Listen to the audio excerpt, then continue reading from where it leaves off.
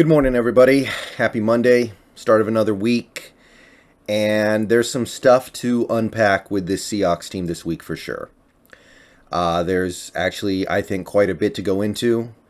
And I do intend on making at least some videos that go into the nitty gritty of what's going on with this team, specifically on the defensive side, because that's where the issues seem to be for the moment.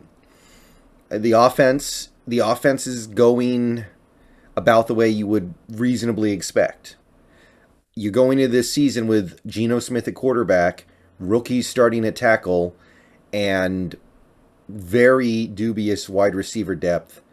You don't expect greatness, but you do expect the players that you have to do the best they can, to show flashes, and most importantly, to develop. And I feel like that is what we're seeing. It is a small sample size. It's early. We got a lot more games to go. But on offense, I look at it and I go, Cross looks like he's developing into an elite left tackle. Abe Lucas looks like he's developing into an elite right tackle. It's going to take time. It's going to take experience, but it's happening. I look at a guy like a Ken Walker, and again, very small sample size with him. But I see a guy who is showing that he's going to be an important part of this team going forward. I see these things on the offense, but I want to talk about the defense specifically right now. And let me be very clear about something here. I didn't expect this defense to be great. I actually thought it was going to be decent this year. I thought it was going to be above average. And they may still end up being that. They may. It's hard to see it right now. I know it's hard to really picture it in your mind right now looking at the first three games, and especially because in your mind you're really thinking about the last game the Seahawks just played, the game against the Falcons, where your defense basically gives up 6 yards a carry and cannot really get off the field. They get one meaningless turnover, and you look at all that and it's easy to forget where we are as a team and how many young players we have, how many unproven players we have, the new schematic things we're trying to do as a defense. It's easy to forget all that stuff as a Seahawks fan because you get stuck in the weeds of what you just saw, the disgusting things on the TV that you just saw, and you forget, this is going to be a process. This is going to take time. We need to give this stuff time to work out. But before we talk about the micro things, I want to talk about this briefly from a macro perspective this morning, just to kind of explain my concern with this team at this time. So Pete Carroll had this quote yesterday after the game, and it reminded me of some of the quotes that he had last year when our season was going bad, and it kind of reminded me of a problem that I see developing with this team potentially. So Corbin Smith has this tweet. It's goes like this: Pete Carroll clearly frustrated by continued issues setting the edge against the run. He says they've been prioritizing it, but the improvements aren't showing up on the field as hoped. So forget all the young players that we have. Forget about the new scheme. Forget about the fact that we didn't expect this team to be great. Forget about the fact that the defense is obviously not going to suddenly turn into some elite unit overnight. Forget about those things for a second here. We are talking about a team that is being coached by a guy who wants to win. We as fans might want the team to tank. Some of us do. I don't, but some people do. And that's fine. That's your business. But Pete Carroll is here to win games. Pete Carroll is doing everything he can to try to win games. The players are doing everything they can do to try to win games. You think they care about tanking? No. If you tank, the players that you draft may end up taking those guys' job. They don't want to tank.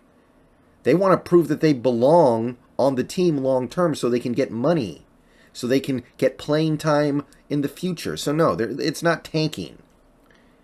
So you have a coaching staff and a roster that is trying their best. And this is the thing that kind of trips me up here.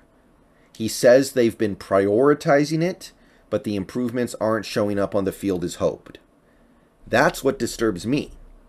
Because if you're prioritizing it in training camp, in practice, during the week, and it's not working on the field, what does that say about your ability to solve the problem? What does that say about your ability to get these players to listen to you? Because it's not like, in end summation, it's not like things got a little bit better. I don't expect it to go from terrible to amazing in 1 week. But in end summation, you didn't stop the run against Atlanta any better than you did against the Niners. It's gotten worse since week 1 against Denver, honestly. Like, you look at that Denver game, we didn't stop the run well, but that was much better than our run defense against the Niners and now the Falcons. So why? Why is it not getting better at all? Why is it arguably getting worse? That's the thing that bothers you. Look, this team is not really supposed to be good. It's not going to be good. It's a bad team. It may end up being one of the worst teams in the league. That's on the table. And we all knew that going into this season. If you weren't mentally prepared for that, then I don't know, maybe you weren't paying attention. Maybe you were drinking your Kool-Aid a little too hard. I don't know. I think this team may end up being a little worse than I expected, but I was ready for a bad season. But I have to say, eventually this team needs to be good again. Eventually, this team is going to need to be good, or else what's the point of the rebuild? And as I've said before, Pete's unlikely to go anywhere right now. He's got a contract through 2025. He's got an ownership situation that makes it relatively easy for him to stay in power regardless of results on the field. In many ways, he's entrenched for the moment. I believe that there's nothing that can happen that will get Pete fired or let go or whatever, however you want to put it, after this season, and possibly even going beyond that until his contract is up. So that being the case, we kind of need the team to be good again at some point during Pete's tenure, unless we're just ready to be a terrible team for the next several years. So when I see this is the thing that bothers me. It's not just playing bad. It's not even about playing terrible, because, yeah, you played terrible, but I hear that Pete is working on these things during the week. He's prioritizing it. He's trying to make it better. He's using all the knowledge he's gained over the last 50 years in football, trying to make it better. And you get on the field, and it's like you didn't do anything. It's like your team took a nap from the end of the Niners game to the start of this Falcons game, and they didn't have a chance to change anything. Maybe a little bit better at the start, but by the end of the game, no. In terms of the actual result, you got blasted by the Falcons running game the same way you got blasted by the Niners running game, basically. So that's my hang-up here. Next year, the Seahawks, if they have another good draft, if they do things right this offseason, they could have a chance to be a good team. The next year, 2024, if they play the cards right in the offseason, they could be one of the elite teams, but not if you have a coach who isn't being listened to, who isn't reaching these players. And when he says he's working on something specifically and the team is not doing it, that scares me. That worries me. That makes me wonder, is there just something here that you, as a 70-year-old man, do not grasp anymore? So when I get upset and frustrated with the way this team plays, please understand, it's not about just playing bad. It's not just about being bad. It's about the fact that when the time comes for this team to have a chance to be good again in a couple years, maybe even next year for all we know, the roster may be there. Are we actually going to be able to do it? Or is the coach just going to find some way to not translate it? When the roster's good, one day this roster will be good again, but the coach needs to be able to get the most out of it. And I'm also, beyond just the results on the field, think about these individual players. Think about the guys who got hyped up in the offseason. Think about the guys that this coaching staff praises in the offseason. Josh Jones, Darrell Taylor, Jordan Brooks. Honestly, Jordan Brooks, throw him in there too. These guys that the coaching staff tells us, oh, they look great. They look ready to go. They look ready to dominate this year. Um, they go out there, they look mediocre at best. Brooks looks mostly lost. He's not a bad player, but he doesn't look like a great player. Maybe he doesn't even look like a good player. Josh Jones was the star of training camp, and now it just looks like he doesn't belong in a starting role at all.